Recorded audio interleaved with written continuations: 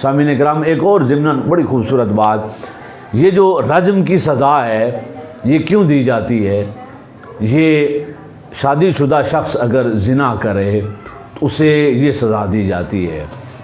مجھے بتائیں دنیا میں، اسلام میں اور کوئی اس سے سخت سزا ہے؟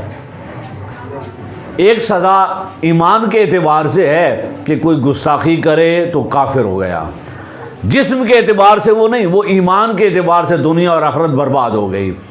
لیکن جسمانی سزاؤں میں یہ سخت ترین سزا ہے۔ یہ سزا کیوں دی جاتی ہے؟ اس نے اللہ کی ایک بندی کی عزت کو پامال کیا ہے۔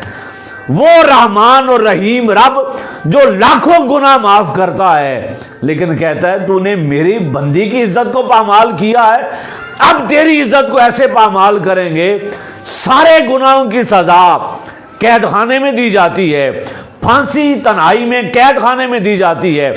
اس جرم کی سزا لوگوں کے سامنے رکھ کر لوگوں سے دلوائی جاتی ہے کہ پتہ چلے جو میرے بندوں کی عزت نہیں کر سکتا اس کی دنیا میں کوئی عزت اور احترام نہیں ہے۔